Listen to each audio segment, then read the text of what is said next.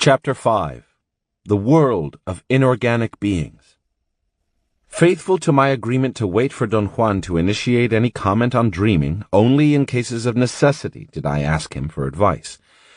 Ordinarily, though, he not only seemed reluctant to touch the subject, but was somehow displeased with me about it. In my estimation, a confirmation of his disapproval was the fact that whenever we talked about my dreaming activities, he always minimized the import of anything I'd accomplished. For me, at that time, the animate existence of inorganic beings had become the most crucial aspect of my dreaming practices. After encountering them in my dreams, and especially after my bout with them in the desert around Don Juan's house, I should have been more willing to take their existence as a serious affair. But all these events had quite the opposite effect on me. I became adamant and doggedly denied the possibility that they existed. Then I had a change of heart and decided to conduct an objective inquiry about them. The method of this inquiry required that I first compile a record of everything that transpired in my dreaming sessions, then use that record as a matrix to find out if my dreaming proved or disproved anything about the inorganic beings. I actually wrote down hundreds of pages of meticulous but meaningless details, when it should have been clear to me that the evidence of their existence had been gathered almost as soon as I had started my inquiry.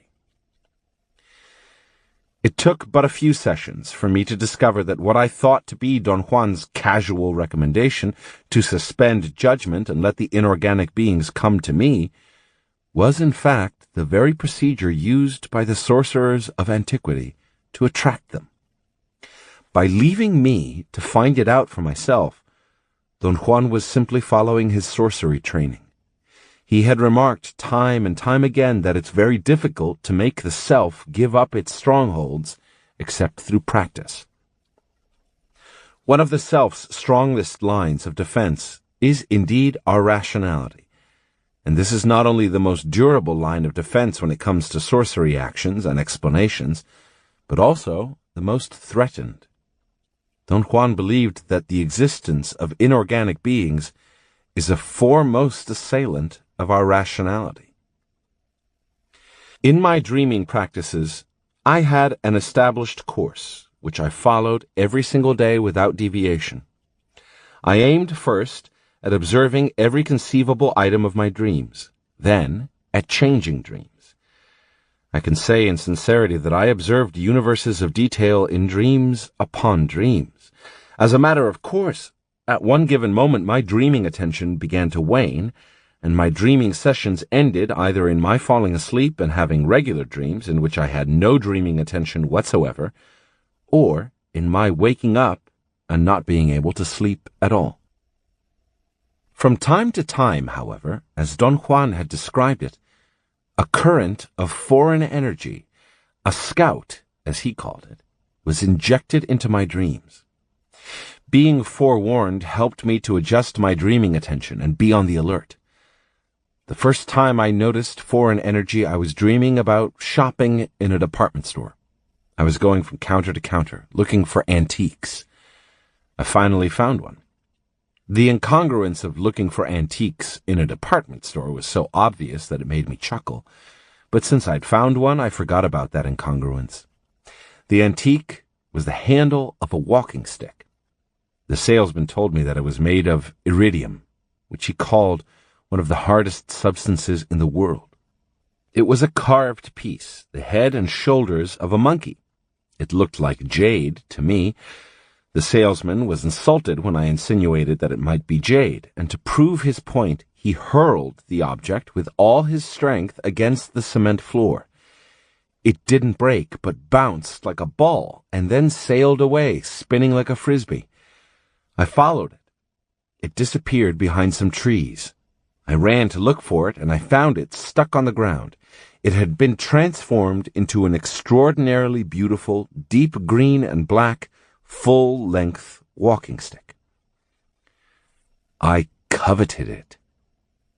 I grabbed it and struggled to pull it out of the ground before anyone else came along, but hard as I tried, I couldn't make it budge. I was afraid I would break it if I attempted to pry it loose by shaking it back and forth, So I began to dig around it with my bare hands. As I kept on digging, it kept on melting until only a puddle of green water was left in its place. I stared at the water. It suddenly seemed to explode. It turned into a white bubble, and then it was gone. My dream continued into other images and details which were not outstanding, although they were crystal clear. When I told Don Juan about this dream, he said, "You isolated a scout. Scouts are more numerous when our dreams are average, normal ones. The dreams of dreamers are strangely free from scouts. When they appear, they are identifiable by the strangeness and incongruity surrounding them." Incongruity in what manner, Don Juan? Their presence doesn't make any sense. Very few things make sense in a dream. Only in average dreams are things nonsensical. I would say that this is so because more scouts are injected then, because average people are subject to a greater barrage from the unknown. Do you know why is that so, Don Juan? In my opinion, what takes place is a balance of forces. Average people have stupendously strong barriers to protect themselves against those onslaughts. Barriers such as worries about the self. The stronger the barrier, the greater the attack. Dreamers, by contrast, have fewer barriers and fewer scouts in their dreams. It seems that in dreamers' dreams, nonsensical things disappear, perhaps to ensure that dreamers catch the presence of scouts. Don Juan advised me to pay close attention and remember every single possible detail of the dream I had had. He even made me repeat what I'd told him. "You baffle me," I said. "You don't want to hear anything about my dreaming, and then you do. Is there any order to your refusals and acceptances?" "You bet there's an order behind all this," he said. "Chances are you'll do the same someday to another dreamer. Some items are of key importance, because they are associated with the spirit. Others are entirely unimportant by reason of being associated with our indulging personality.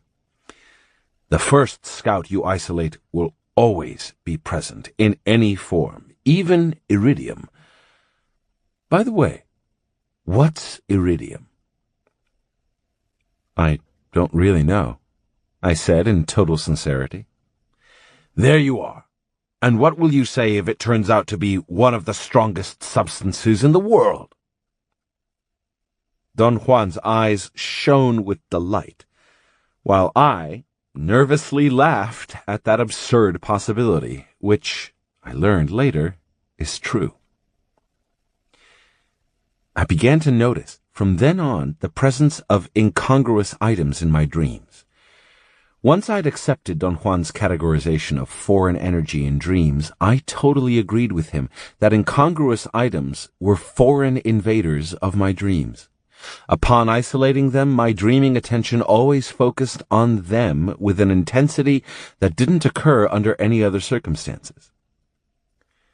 Another thing I noticed was that every time foreign energy invaded my dreams, my dreaming attention had to work hard to turn it into a known object. The handicap of my dreaming attention was its inability to accomplish fully such a transformation. The end result was a bastardized item, nearly unknown to me. The foreign energy then dissipated quite easily. The bastardized item vanished, turning into a blob of light, which was quickly absorbed by other pressing details of my dreams. When I asked Don Juan to comment on what was happening to me, he said, "At this point in your dreaming, scouts are reconnoiterers, sent by the inorganic realm. They are very fast, meaning that they don't stay long." "Why do you say that they're reconnoiterers, Don Juan?" "They come in search of potential awareness. They have consciousness and purpose, although it's incomprehensible to our minds, comparable perhaps to the consciousness and purpose of trees. The inner speed of trees and inorganic beings is incomprehensible to us because it is infinitely slower than ours. What makes you say that, Don Juan? Both trees and inorganic beings last longer than we do. They are made to stay put. They are immobile, yet they make everything move around them. Do you mean, Don Juan, that inorganic beings are stationary like trees? Certainly. What you see in dreaming as bright or dark sticks are their projections. What you hear as the voice of the dreaming emissary is equally their projection, and so are their scouts. For some unfathomable reason, I was overwhelmed by these statements. I was suddenly filled with anxiety. I asked Don Juan if trees also had projections like that. They do, he said. Their projections are, however, even less friendly to us than those of the inorganic beings. Dreamers never seek them unless they're in a state of profound amenity with trees, which is a very difficult state to attain. We have no friends on this earth, you know. He chuckled and added, It's no mystery why. It may not be a mystery to you, Don Juan, but it certainly is to me. We are destructive. We have antagonized every living being on this earth. That's why we have no friends. I felt so ill at ease that I wanted to stop the conversation altogether, but a compulsive urge made me return to the subject of inorganic beings. What do you think I should do? To follow the scouts? I asked. Why in the world would you want to follow them? I'm conducting an objective inquiry about inorganic beings. You're pulling my leg, aren't you? I thought you were unmovable on your stand that inorganic beings don't exist. His scoffing tone and cackling laughter told me what his thoughts and feelings about my objective inquiry were. I've changed my mind, Don Juan. Now I want to explore all those possibilities. Remember, the realm of inorganic beings was the old sorcerer's field. To get there, they tenaciously fixed their dreaming attention on the items of their dreams. In that fashion, they were able to isolate the scouts, and when they had the scouts in focus, they shouted their intent to follow them. The instant the old sorcerers voiced that intent, off they went, pulled by that foreign energy. Is it that simple, Don Juan? He didn't answer. He just laughed at me, as if daring me to do it. At home, I tired of searching for Don Juan's true meanings. I was thoroughly unwilling to consider that he might have described an actual procedure. After running out of ideas and patience, one day I let my guard down. In a dream I was having then, I was baffled by a fish that had suddenly jumped out of a pond I was walking by. The fish twitched by my feet, then flew like a colored bird perching on a branch, still being a fish. The scene was so outlandish that my dreaming attention was galvanized. I instantly knew it was a scout. A second later, when the fish bird turned into a point of light, I shouted my intent to follow it, and just as Don Juan had said, off I went into another world. I flew through a seemingly dark tunnel as if I were a weightless flying insect. The sensation of a tunnel ended abruptly. It was exactly as if I'd been spewed out of a tube, and the impulse had left me smack against an immense physical mass. I was almost touching it. I couldn't see the end of it in any direction I looked. The entire thing reminded me so much of science fiction movies that I was utterly convinced I was constructing the view of that mass myself, as one constructs a dream. Why not? The thought I had was that, after all, I was asleep, dreaming, I settled down to observe the details in my dream. What I was viewing looked very much like a gigantic sponge. It was porous and cavernous. I couldn't feel its texture, but it looked rough and fibrous. It was dark brownish in color. Then I had a momentary jolt of doubt about that silent mass being just a dream. What I was facing didn't change shape. It didn't move either. As I looked at it fixedly, I had the complete impression of something real but stationary. It was planted somewhere, and it had such a powerful attraction that I was incapable of deviating my dreaming attention to examine anything else, including myself. Some strange force, which I had never before encountered in my dreaming, had me riveted down. Then I clearly felt that the mass released my dreaming attention. All my awareness focused on the scout that had taken me there. It looked like a firefly in the darkness, hovering over me by my side. In its realm, it was a blob of sheer energy. I was able to see its energetic sizzling. It seemed to be conscious of me. Suddenly, it lurched onto me and tugged me or prodded me. I didn't feel its touch, yet I knew it was touching me. That sensation was startling and new. It was as if a part of me that wasn't there had been electrified by that touch. Ripples of energy went through it, one after another. From that moment on, everything in my dreaming became much more real. I had a very difficult time keeping the idea that I was dreaming a dream. To this difficulty I had to add the certainty I had that, with its touch, the scout had made an energetic connection with me. I knew what it wanted me to do the instant it seemed to tug me or shove me. The first thing it did was to push me through a huge cavern or opening into the physical mass I'd been facing. Once I was inside that mass, I realized that the interior was as homogeneously porous as the outside, but much softer looking, as if the roughness had been sanded down.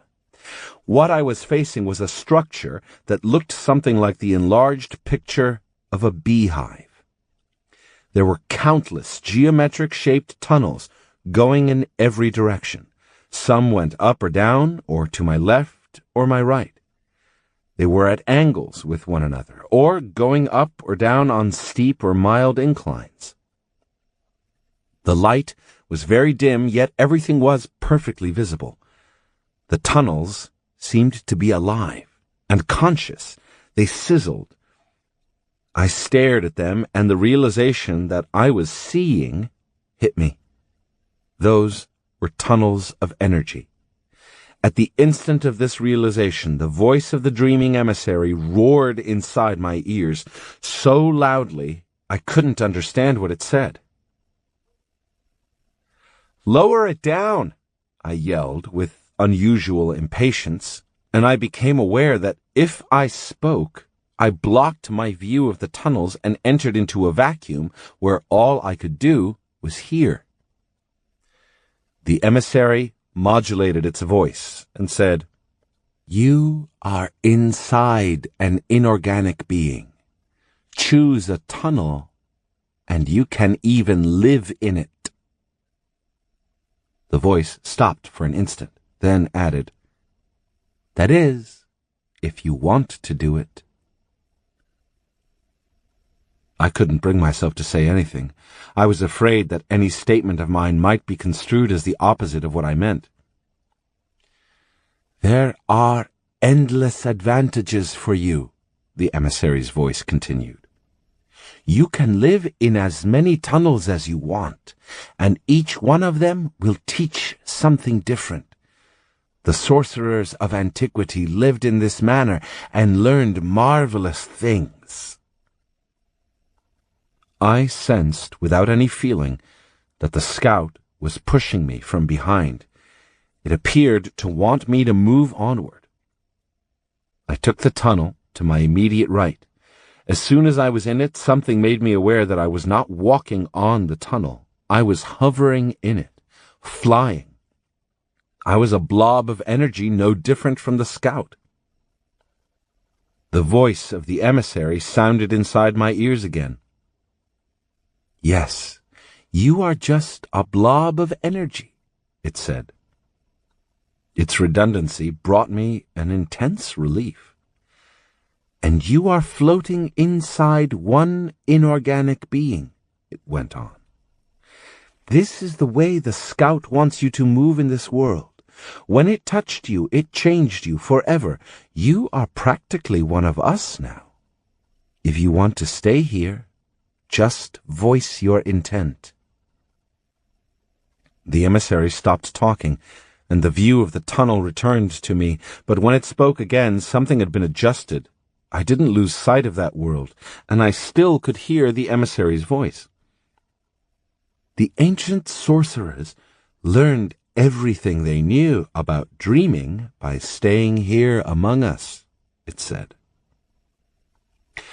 I was going to ask if they had learned everything they knew by just living inside those tunnels, but before I voiced my question, the emissary answered it. "Yes, they learned everything by just living inside the inorganic beings," it said. To live inside them, all the old sorcerers had to do was say they wanted to, just like all it took for you to get here was to voice your intent loud and clear. The scout pushed against me to signal me to continue moving. I hesitated, and it did something equivalent to shoving me with such a force that I shot like a bullet through endless tunnels. I finally stopped because the scout stopped. We hovered for an instant. Then we dropped into a vertical tunnel. I didn't feel the drastic change of direction. As far as my perception was concerned, I was still moving seemingly parallel to the ground. We changed directions many times with the same perceptual effect on me. I began to formulate a thought about my incapacity to feel that I was moving up or down when I heard the emissary's voice. "I think you'll be more comfortable if you crawl rather than fly," it said. "You can also move like a spider or a fly, straight up or down or upside down." Instantaneously, I settled down. It was as if I'd been fluffy, and suddenly I got some weight, which grounded me. I couldn't feel the tunnel's walls, but the emissary was right about my being more comfortable when crawling. "In this world, you don't have to be pinned down by gravity," it said. Of course, I was able to realize that myself. "You don't have to breathe either," the voice went on. "And for your convenience alone, you can retain your eyesight and see as you see in your world." The emissary seemed to be deciding whether to add more. It coughed, just like a man clearing his throat, and said, "The eyesight is never impaired. Therefore, a dreamer always speaks about his dreaming in terms of what he sees." The scout pushed me into a tunnel to my right. It was somehow darker than the others. To me, at a preposterous level, it seemed cozier than the others, more friendly, or even known to me. The thought crossed my mind that I was like that tunnel, or that the tunnel was like me. "You two have met before," the emissary's voice said. "I beg your pardon?" I said. I had understood what it said, but the statement was incomprehensible. "You two wrestled, and because of that, you now carry each other's energy." I thought that the emissary's voice carried a touch of malice, or even sarcasm. "No, it isn't sarcasm," the emissary said. "I am glad that you have relatives here among us." "What do you mean by relatives?" I asked. "Shared energy makes kinship. it replied. Energy is like blood. I was unable to say anything else. I clearly felt pangs of fear. Fear is something that is absent in this world, the emissary said, and that was the only statement that was not true. My dreaming ended there. I was so shocked by the vividness of everything and by the impressive clarity and continuity of the emissary's statements that I couldn't wait to tell Don Juan. It surprised and disturbed me that he didn't want to hear my account. He didn't say so, but I had the impression that he believed all of it had been a product of my indulging personality. "Why are you behaving like this with me?" I asked. "Are you displeased with me?" "No, I'm not displeased with you," he said. "The problem is that I can't talk about this part of your dreaming. You are completely by yourself in this case. I have said to you that inorganic beings are real. You are finding out how real they are, but what you do with this finding is your business, yours alone. Someday, you'll see the reason for my staying away."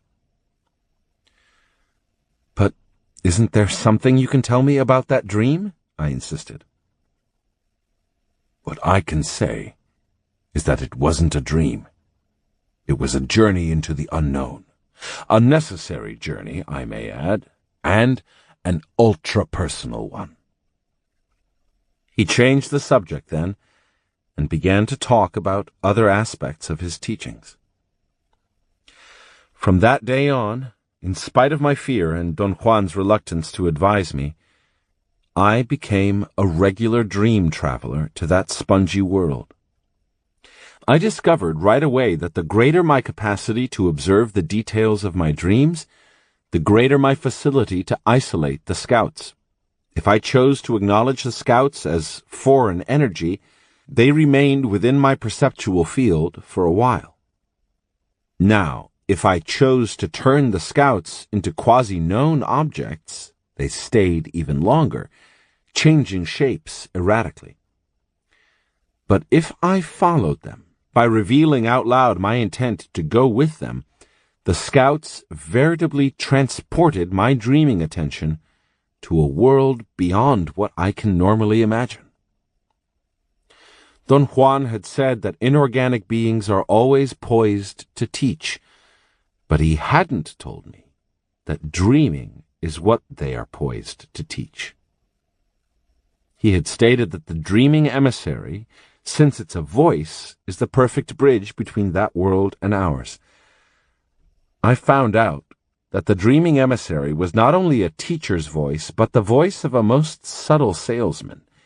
It repeated on and on at the proper time and occasion the advantages of its world. Yet it also taught me invaluable things about dreaming. Listening to what it said, I understood the old sorcerer's preference for concrete practices. For perfect dreaming, the first thing you have to do is shut off your internal dialogue, it said to me one time. For best results in shutting it off, put between your fingers some 2 or 3 inch long quartz crystals, or a couple of smooth, thin river pebbles. Bend your fingers slightly and press the crystals or pebbles with them.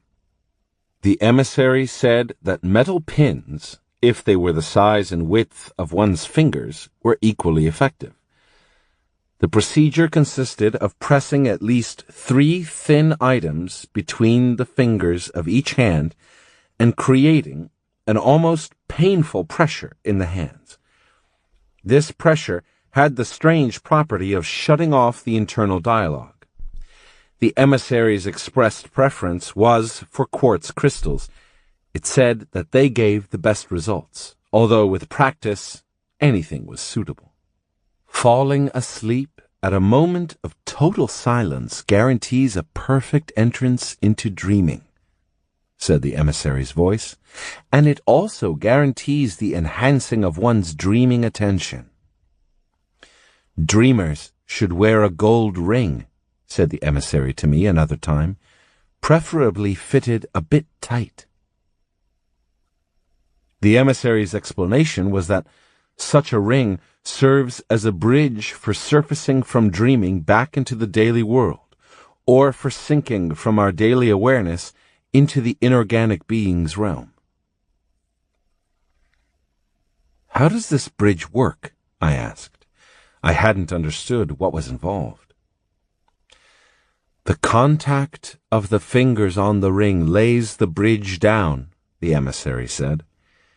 "If a dreamer comes into my world wearing a ring, that ring attracts the energy of my world and keeps it, and when it's needed, that energy transports the dreamer back to this world, by the ring releasing it into the dreamer's fingers.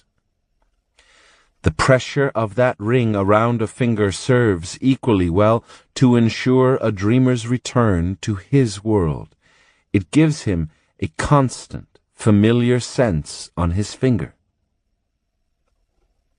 During another dreaming session, the emissary said that our skin is the perfect organ for transposing energy waves from the mode of the daily world to the mode of the inorganic beings, and vice versa.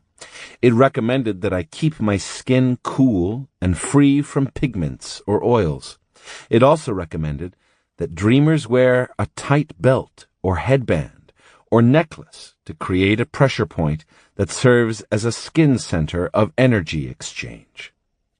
The emissary explained that the skin automatically screens energy, and that what we need to do to make the skin not only screen, but exchange energy from one mode to the other is to express our intent out loud in dreaming. One day, the emissary's voice gave me a fabulous bonus. It said that in order to ensure the keenness and accuracy of our dreaming attention, we must bring it from behind the roof of the mouth, where an enormous reservoir of attention is located in all human beings. The emissary's specific directions were to practice and learn the discipline and control necessary to press the tip of the tongue on the roof of the mouth while dreaming. This task is as difficult and consuming, the emissary said, as finding one's hands in a dream. But once it's accomplished, this task gives the most astounding results in terms of controlling the dreaming attention. I received a profusion of instructions on every conceivable subject, instructions that I promptly forgot if they weren't endlessly repeated to me. I sought Don Juan's advice on how to resolve this problem of forgetting.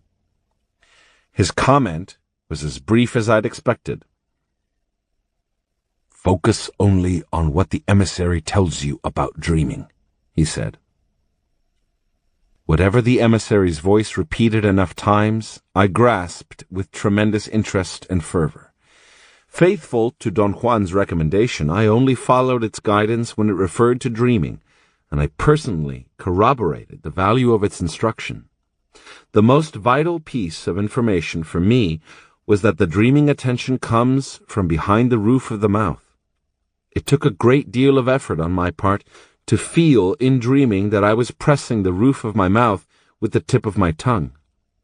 Once I accomplished this, my dreaming attention took on a life of its own and became, I may say, keener than my normal attention to the daily world. It didn't take much for me to deduce how deep must have been the involvement of the old sorcerers with the inorganic beings. Don Juan's commentaries and warnings about the danger of such an involvement became more vital than ever. I tried my best to live up to his standards of self-examination, with no indulgence. Thus, the emissary's voice and what it said became a super challenge for me. I had to avoid, at all cost, succumbing to the temptation of the emissary's promise of knowledge, and I had to do this all by myself, since Don Juan continued to refuse to listen to my accounts. You must give me at least a hint about what I should do, I insisted on one occasion when I was bold enough to ask him. I can't, he said with finality, and don't ask again. I've told you, in this instance, dreamers have to be left alone. But you don't even know what I want to ask you. Oh, yes, I do. You want me to tell you that it's all right to live in one of those tunnels, if for no other reason than just to know what the emissary's voice is talking about. I admitted that this was exactly my dilemma. If nothing else, I wanted to know what was implied in the statement that one can live inside those tunnels. I went through the same turmoil myself, Don Juan went on. And no one could help me because this is a super-personal and final decision. A final decision made the instant you voice your desire to live in that world. In order to get you to voice that desire, the inorganic beings are going to cater to your most secret wishes. This is really diabolical, Don Juan. You can say that again. But not just because of what you're thinking. For you, the diabolical part is the temptation to give in, especially when such great rewards are at stake. For me, the diabolical nature of the inorganic being's realm is that it might very well be the only sanctuary dreamers have in a hostile universe. Is it really a haven for dreamers, Don Juan? It definitely is. For some dreamers, not for me. I don't need props or railings. I know what I am. I am alone in a hostile universe, and I have learned to say, so be it. That was the end of our exchange. He hadn't said what I wanted to hear, yet I knew that even the desire to know what it was like to live in a tunnel meant almost to choose that way of life. I wasn't interested in such a thing. I made my decision right then to continue my dreaming practices without any further implications. I quickly told Don Juan about it. Don't say anything, he advised me. But do understand that if you choose to stay, your decision is final. You'll stay there forever. It's impossible for me to judge objectively what took place during the countless times I dreamt of that world. I can say that it appeared to be a world as real as any dream can be real, or I can say that it appeared to be as real as our daily world is real. Dreaming of that world, I became aware of what Don Juan had said to me many times, that under the influence of dreaming, reality suffers a metamorphosis. I found myself then facing the two options, which, according to Don Juan, are the options faced by all dreamers. Either we carefully revamp, or we completely disregard our system of sensory input interpretation. For Don Juan, to revamp our interpretation system meant to intend its reconditioning. It meant that one deliberately and carefully attempts to enlarge its capabilities. By living in accordance with the sorcerer's way, dreamers save and store the necessary energy to suspend judgment and thus facilitate that intended revamping. He explained that if we choose to recondition our interpretation system, reality becomes fluid, and the scope of what can be real is enhanced without endangering the integrity of reality. Dreaming, then, indeed opens the door into other aspects of what is real. If we choose to disregard our system, the scope of what can be perceived without interpretation grows inordinately. The expansion of our perception is so gigantic that we are left with very few tools for sensory interpretation, and thus a sense of an infinite realness that is unreal, or an infinite unrealness that could very well be real, but is not. For me, The only acceptable option was reconstructing and enlarging my interpretation system. In dreaming the inorganic being's realm, I was faced with the consistence of that world from dream to dream, from isolating the scouts through listening to the dreaming emissary's voice to going through tunnels. I went through them without feeling anything, yet being aware that space and time were constant, although not in terms discernible by rationality under normal conditions. However, by noticing the difference or the absence or profusion of detail in each tunnel, or by noticing the sense of distance between tunnels, or by noticing the apparent length or width of each tunnel in which I traveled, I arrived at a sense of objective observation. The area where this reconstruction of my interpretation system had the most dramatic effect was the knowledge of how I related to the world of the inorganic beings. In that world, which was real to me, I was a blob of energy. Thus, I could whiz in the tunnels like a fast-moving light, or I could crawl on their walls like an insect. If I flew, a voice told me not arbitrary but consistent information about details on the walls on which I had focused my dreaming attention. Those details were intricate protuberances, like the Braille system of writing. When I crawled on the walls, I could see the same details with greater accuracy and hear the voice giving me more complex descriptions. The unavoidable consequence for me was the development of a dual stand. On the one hand, I knew I was dreaming a dream. On the other, I knew I was involved in a pragmatic journey as real as any journey in the world. This bona fide split was a corroboration of what Don Juan had said, that the existence of inorganic beings is the foremost assailant of our rationality. Only after I had really suspended judgment did I get any relief.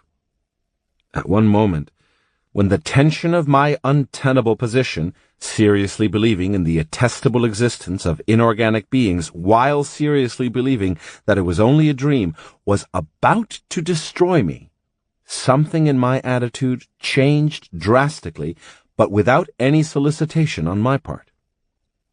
Don Juan maintained that my energy level, which had been steadily growing, one day reached a threshold that allowed me disregard assumptions and prejudgments about the nature of man, reality, and perception.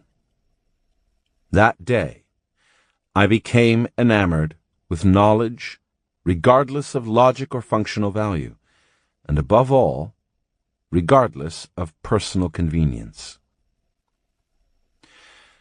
When my objective inquiry into the subject of inorganic beings no longer mattered to me, Don Juan himself brought up the subject of my dream journey into that world. He said, "I don't think you are aware of the regularity of your meetings with inorganic beings." He was right. I'd never bothered to think about it. I commented on the oddity of my oversight. "It isn't an oversight," he said. "It's the nature of that realm to foster secretiveness. Inorganic beings veiled themselves in mystery, darkness. Think about their world. Stationary, fixed to draw us like moths to a light or a fire. There is something the emissary hasn't dared to tell you so far. That the inorganic beings are after our awareness, or the awareness of any being that falls into their nets. They'll give us knowledge, but they'll extract a payment, our total being." "Do you mean, Don Juan, that the inorganic beings are like fishermen?" "Exactly. At one moment, the emissary will show you men who got caught in there, or other beings that are not human that also got caught in there."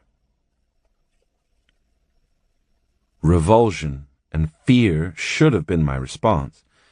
Don Juan's revelations affected me deeply, but in the sense of creating uncontainable curiosity. I was nearly panting. Inorganic beings can't force anyone to stay with them, Don Juan went on. To live in their world is a voluntary affair, yet they are capable of imprisoning any one of us by catering to our desires, by pampering and indulging us. Beware of awareness that is immobile. Awareness like that has to seek movement, and it does this, as I've told you, by creating projections, phantasmagorical projections at times. I asked Don Juan to explain what phantasmagorical projections meant. He said that inorganic beings hook onto dreamers' innermost feelings and play them mercilessly. They create phantoms to please dreamers or frighten them. He reminded me that I had wrestled with one of those phantoms. He explained that inorganic beings are superb projectionists who delight in projecting themselves like pictures on the wall.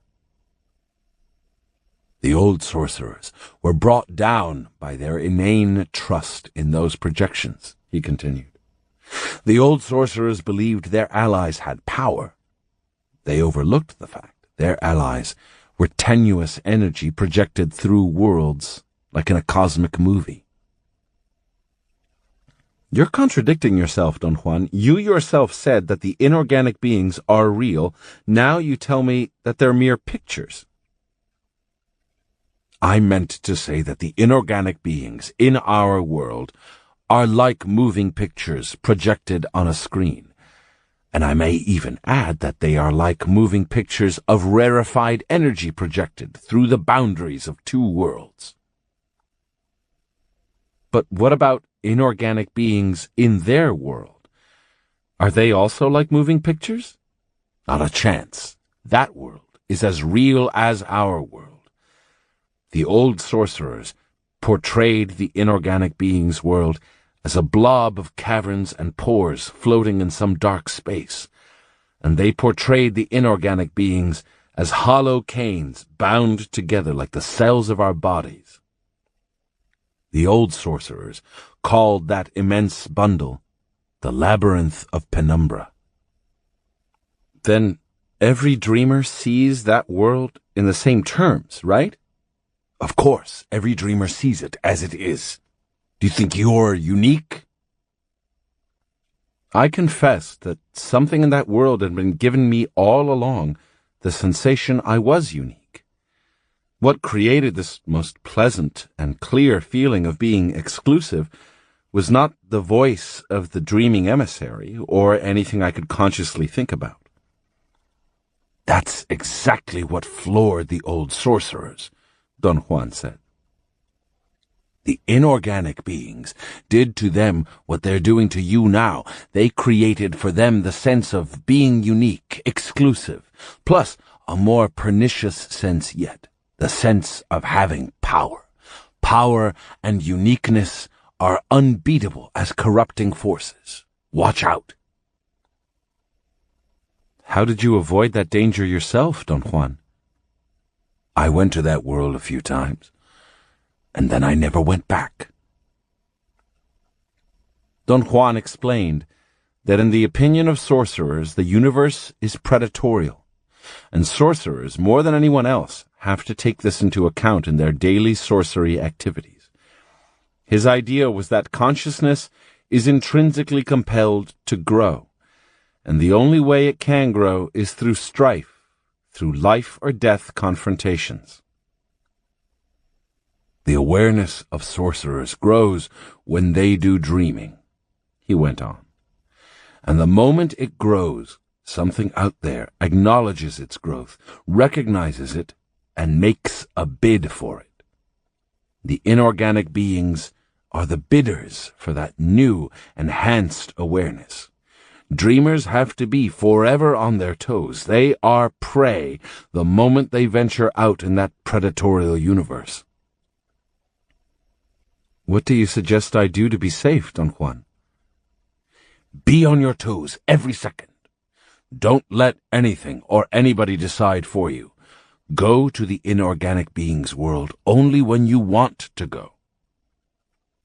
Honestly, Don Juan, I wouldn't know how to do that.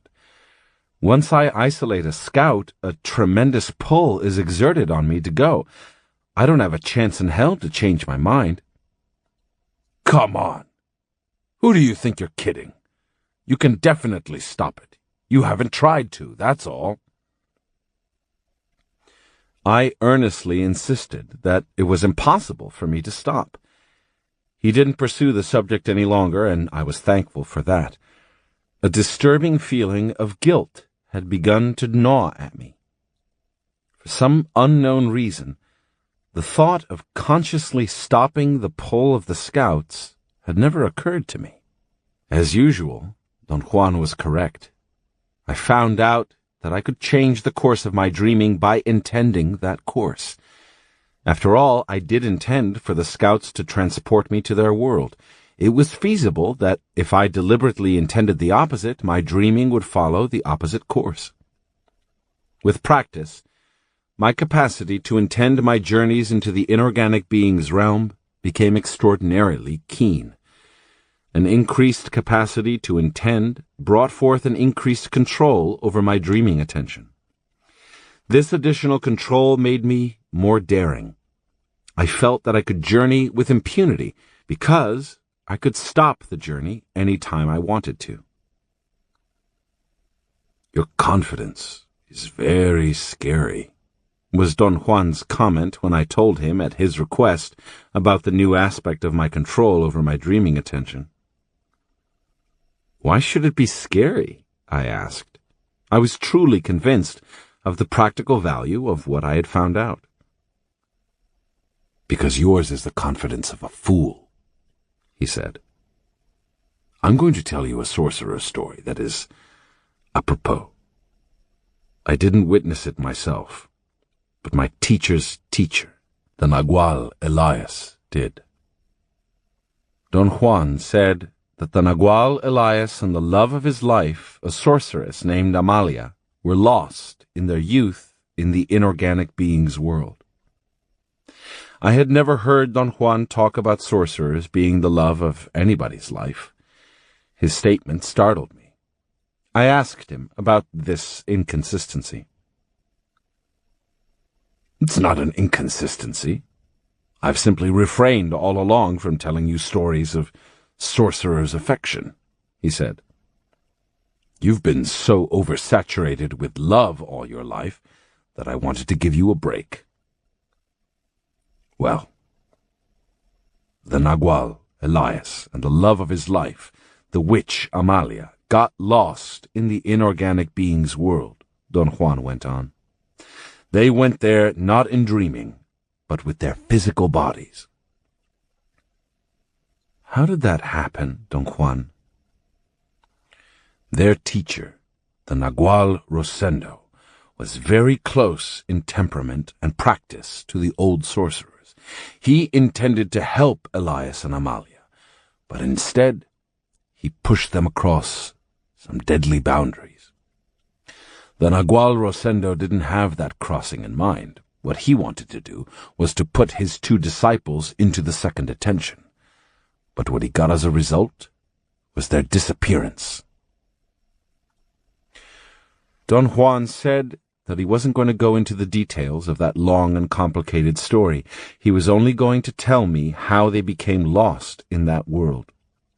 He stated that the Nagual Rosendo's miscalculation was to assume that the inorganic beings are not in the slightest interested in women. His reasoning was correct, and was guided by the sorcerer's knowledge that the universe is markedly female, and that maleness, being an offshoot of femaleness, is almost scarce, thus coveted. Don Juan made a digression and commented that perhaps that scarcity of males is the reason for men's unwarranted dominion on our planet. I wanted to remain on that topic, but he went ahead with his story. He said that the Nagual Rosendo's plan was to give instruction to Elias and Amalia exclusively in the second attention, and to that effect he followed the old sorcerer's prescribed technique. He engaged a scout in dreaming and commanded it to transport his disciples into the second attention by displacing their assemblage points on the proper position. Theoretically, a powerful scout could displace their assemblage points on the proper position with no effort at all. What the Nagual Rosendo did not take into consideration was the trickery of the inorganic beings. The scout did displace the assemblage points of his disciples, but it displaced them on a position from which it was easy to transport them bodily into the realm of the inorganic beings. Is this possible? To be transported bodily? I asked. It is possible, he assured me. We are energy that is kept in a specific shape and position by the fixation of the assemblage point on one location. If that location is changed, the shape and position of that energy will change accordingly. All the inorganic beings have to do is to place our assemblage point on the right location, and off we go, like a bullet, shoes, hat, and all. Can this happen to any one of us, Don Juan? Most certainly, especially if our sum total of energy is right. Obviously, the sum total of the combined energies of Elias and Amalia was something the inorganic beings couldn't overlook. It is absurd to trust the inorganic beings. They have their own rhythm, and it isn't human. I asked Don Juan what exactly the Nagual Rosendo did to send his disciples to that world. I knew it was stupid of me to ask, knowing that he was going to ignore my question. My surprise was genuine when he began to tell me. The steps are simplicity itself, he said. He put his disciples inside a very small, closed space, something like a closet. Then he went into dreaming, called a scout from the inorganic being's realm by voicing his intent to get one, then voiced his intent to offer his disciples to the scout. The scout naturally accepted the gift and took them away at an unguarded moment when they were making love inside that closet. When the Nagual opened the closet, they were no longer there. Don Juan explained that making gifts of their disciples to the inorganic beings was precisely what the old sorcerers used to do. The Nagual Rosendo did not mean to do that, but he got swayed by the absurd belief that the inorganic beings were under his control. Sorcerers' maneuvers are deadly, Don Juan went on. I beseech you to be extraordinarily aware. Don't get involved in having some idiotic confidence in yourself. What finally happened to the Nagual, Elias, and Amalia? I asked. The Nagual Rosendo had to go bodily into that world and look for them, he replied. Did he find them? He did, after untold struggles. However, he couldn't totally bring them out, so the two young people were always semi-prisoners of that realm. Did you know them, Don Juan? Of course I knew them. And I assure you, they were very strange.